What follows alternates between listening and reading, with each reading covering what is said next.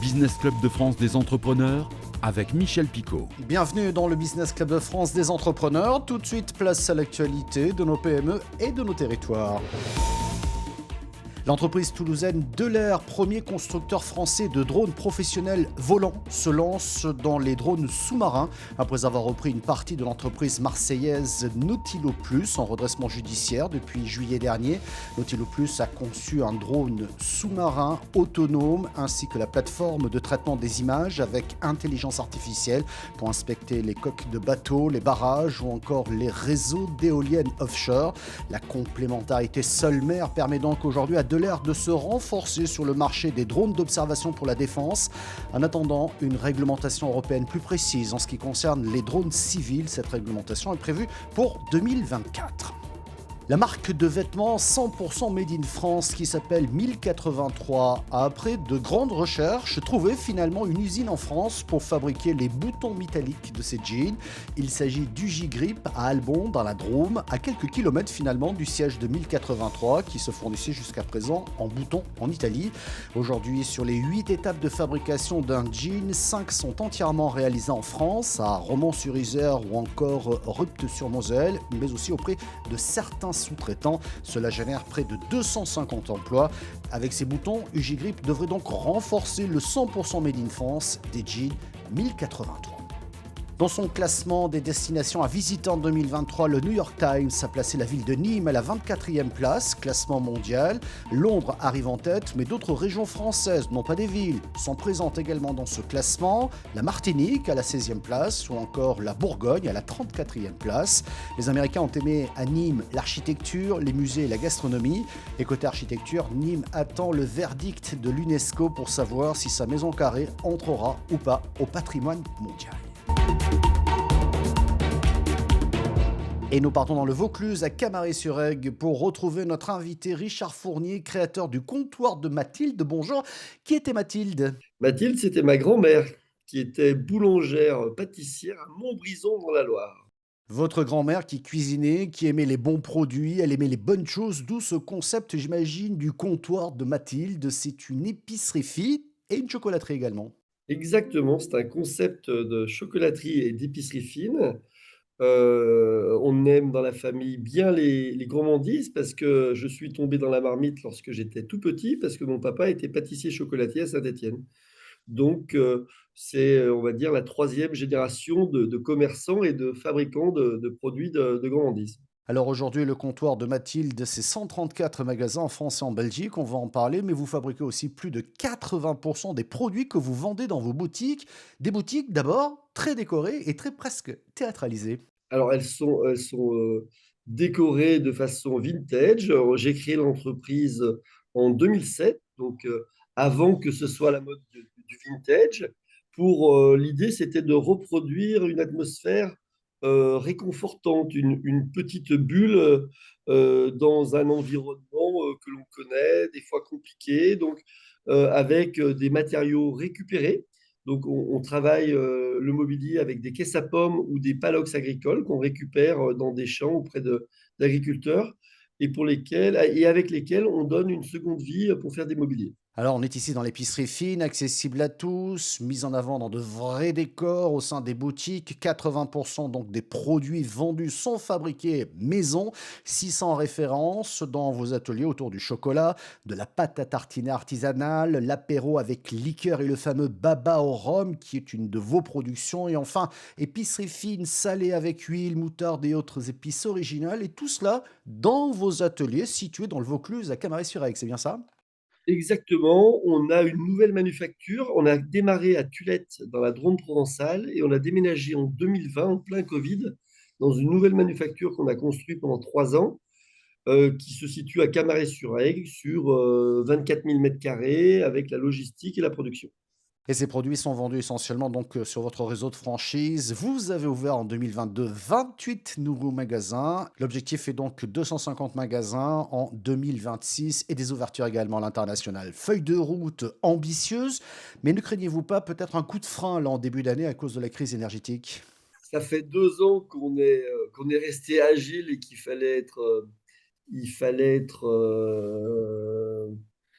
comment dire, il fallait pouvoir traverser les embûches, comme beaucoup d'entreprises en France. Nous, on a fermé tous les magasins pendant le Covid. Et donc là, une nouvelle embûche se présente, une crise énergétique.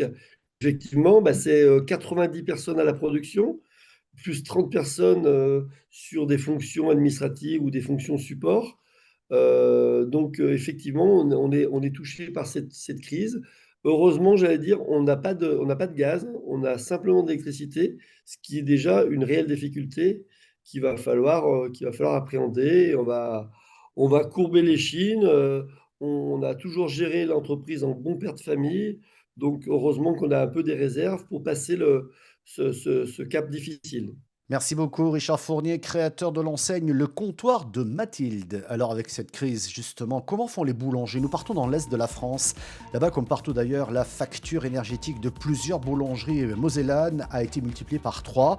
Si certains ont fait le choix de modifier leurs horaires ou encore d'augmenter les prix pour maintenir l'activité, d'autres ont fermé tout simplement. Un reportage d'Emma Facchetti de Moselle TV. Faire du pain frais et croustillant, c'était le rêve de ce boulanger. Donc nous, on a environ 600 baguettes par jour. Après des années de travail, il a ouvert sa propre boulangerie en août dernier à Osny. Moi, c'était un rêve que j'avais depuis petit. Quand j'ai eu les prix, après, j'avais tout de suite déchanté, mais après, voilà, on a fait avec et puis on s'en sort bien quand même encore aujourd'hui.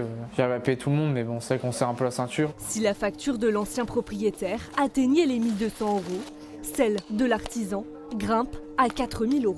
Voilà, là, c'est mon four qui consomme le plus. On est sur du 30 kVA. Il est 100% électrique, alors c'est pour ça que j'ai arrêté de cuire l'après-midi.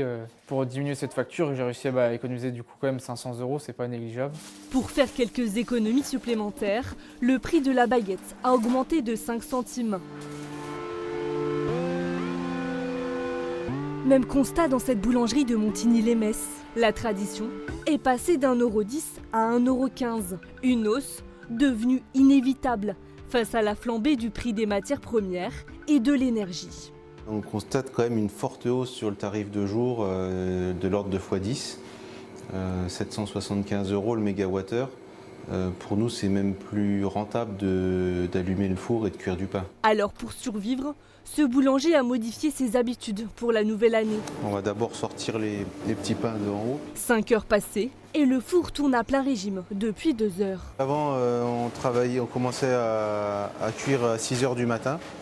Et actuellement, on a reculé, on démarre à 3 h du matin pour bénéficier du tarif de nuit et avoir fini toutes nos cuissons pour 7 heures. Le tarif de nuit, il est 2 fois moins cher que la journée. C'est quand même malgré tout 5 fois plus qu'avant, mais on subit quand même les majorations d'heures de nuit. Résultat, les 500 baguettes confectionnées chaque jour ne sont plus cuites au fil de la journée, mais toute la nuit, jusqu'à 7 heures du matin.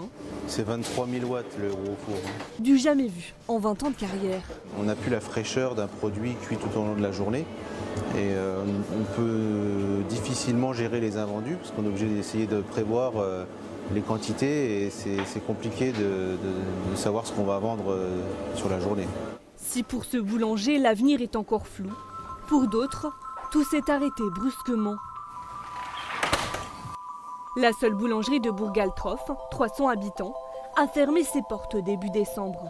Je n'ai même pas de mots pour décrire le sentiment qu'on ressent à ce moment-là. Moi honnêtement, c'est un crève-cœur. C'est tout le travail d'une vie qu'on se donne là-dedans. C'est nous, en tant que boulanger, comme tous les confrères, on fait 80-90 heures semaine. Moi, c'est tout le travail de ma vie, tout mon rêve qui est parti en fumée, j'ai envie de dire. Lui qui avait fait sensation avec ses pâtisseries coquines, a été fortement fragilisé par l'envolée du prix des matières premières.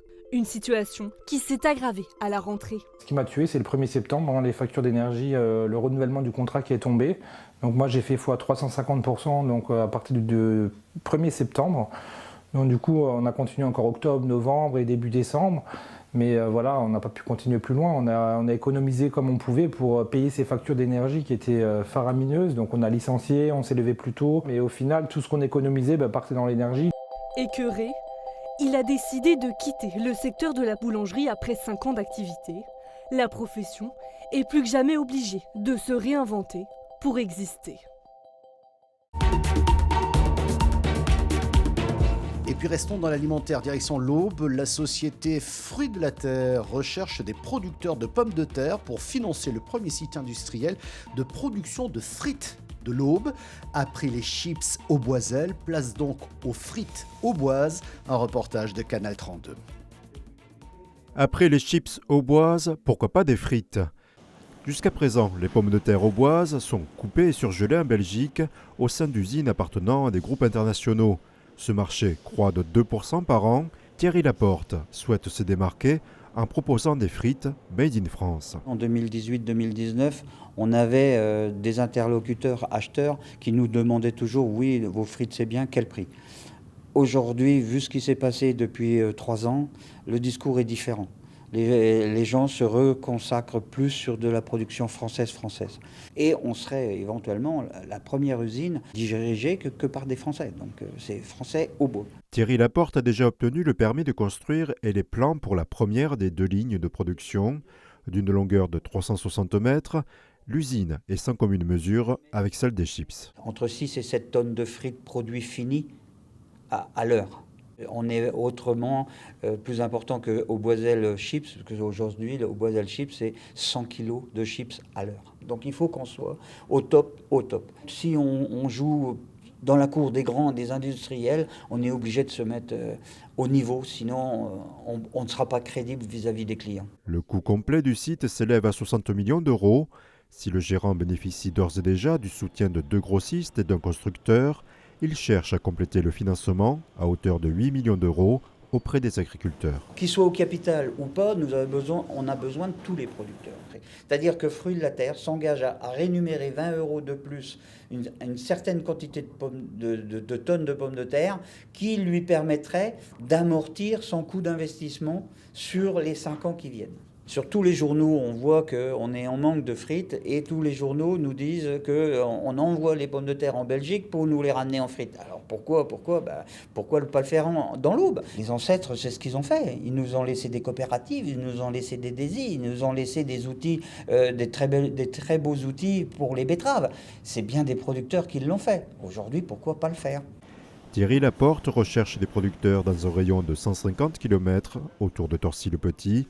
Il espère démarrer la production de frites en 2024. Merci de votre fidélité au Business Club de France des entrepreneurs. L'émission est disponible en replay vidéo sur le site internet de votre télévision. Nous sommes également diffusés à la radio, mais aussi en podcast audio. Merci de votre fidélité et à la semaine prochaine.